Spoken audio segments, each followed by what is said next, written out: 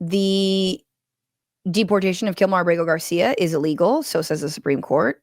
Perhaps even the deportation of the 238 men to El Salvador was illegal because a judge halted those flights, but the Trump administration ignored that as well. So we got 2 for 2 of ignoring rule of law. And now a judge in Texas is saying, hey, Alien Enemies Act, the whole thing that Marco Rubio is invoking, that the Trump administration is invoking, that says we can sweep up Venezuelans and deport them to black sites, but also that we can sweep up students with visas who are threatening our, foreign policy because they don't want babies to be killed in Gaza. That might be illegal. Trump-appointed federal judges permanently blocked the Trump administration from detaining permanently or removing Venezuelans targeted for deportation under the Alien Enemies Act in the Southern District of Texas. Again, Wednesday we talked about the SOS that detainees had spelled out to tell the media that they are terrified for their lives and they're being treated horribly. The ruling marks the first time a federal judge has declared President Trump's use of the Alien Enemies Act unlawful, with the judge rebuking the president's claim that the Venezuelan criminal gang Tren de Aragua is invading the United States. Well, I mean, math is not their strong suit. We just proved this through 254 million Americans' lives who were saved by the fentanyl that we seized that was being snuck into Tylenol.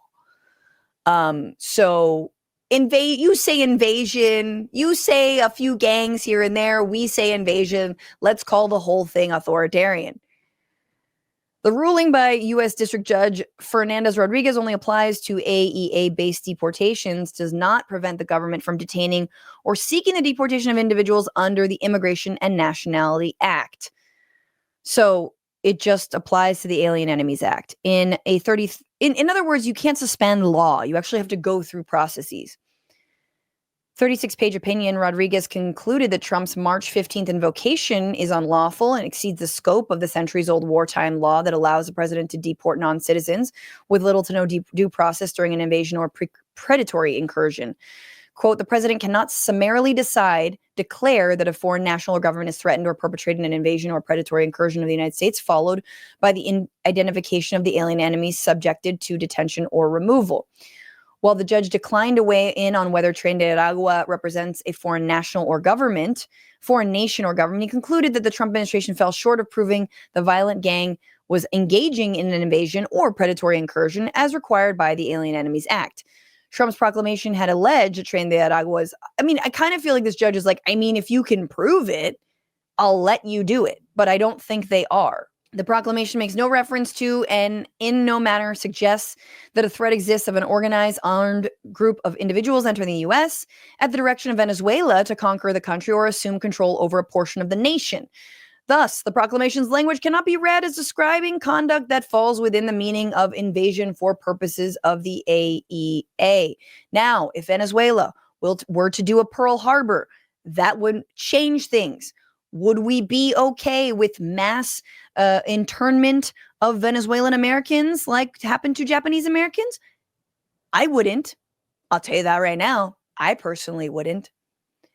But there was a war in that moment, so one could imagine that a right-wing Trump-appointed justice might see things differently in that moment.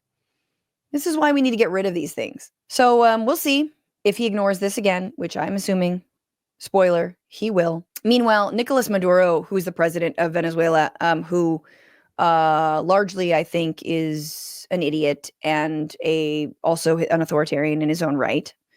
Although Bolivarian socialism is something I believe in, and I have warm feelings towards Hugo Chavez. There, I said it.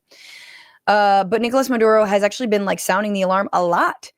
Nicolas Maduro has been in front of the UN. He's been desperate to get back the people who are in El Salvador right now. He's like, you can't just take people from my country. You can't just take these people. You can't just keep them indefinitely. So here he is saying, Venezuelan president slams, this is according to France 24, slams U.S. over little girl's abduction. Maduro accused Washington of committing a crime in the case of a 2-year-old separated from her migrant parents who were deported from the United States without her. DHS has said the girl was placed in foster care to protect her from her parents who it claimed were members of Venezuela's, wait for it, Tren de Aragua. Oh, Jesus Christ. Mind you, this is on top of the fact that a Cuban mother, I mean, this is Marco Rubio, yo. A Cuban mother of 3, the youngest of whom is still breastfeeding, was deported to Cuba under this DHS. Marco Rubio is such a lying sack of shit. Because remember, if you're fleeing a socialist or communist government, we have all the sympathy for you. Remember the whole special treatment for Cuban Americans that we have carved out in this country for decades and decades and decades, that Marco Rubio hung his entire political career on? Oh, my family's so persecuted. Oh, now we're going to deport a breastfeeding mom. Yeah, and the child is also epileptic. So beautiful, beautiful. Good work, Rubio. That's your home state, isn't it? Florida?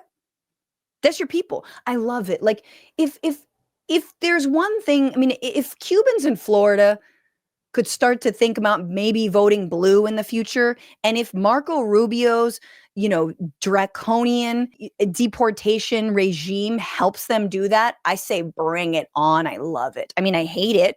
I mostly hate it, but I kind of love that aspect of it. This is a crime, whichever way you see it, taking a 2-year-old away from a migrant mother, but just because she's a migrant Venezuelan, Maduro said Monday during his weekly television program, accusing her without evidence of being a member of a criminal gang, using it as an excuse to steal her child, is a crime under any international law.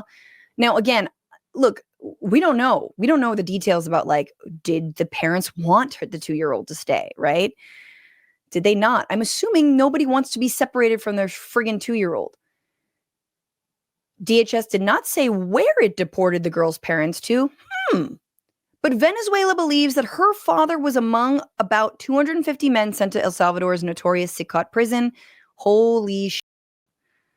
In a statement Saturday, DHS claimed the father, Michael Espinoza Escalona, was a Tren de Aragua lieutenant who, quote, oversees homicides, drug sales, kidnappings, extortions, sex trafficking, and operates a torture house.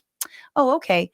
The girl's mother, Yoreli Escareth Bernal Incirate, oversees the recruitment of young women for drug smuggling and prostitution. Where do they have the time? I'm a mother of a 2-year-old. I mean, like, no disrespect, but I can barely find time to do my show 3 times a week. How am I going to oversee a whole extortion ring? Drug smuggling, prostitution with a 2-year-old?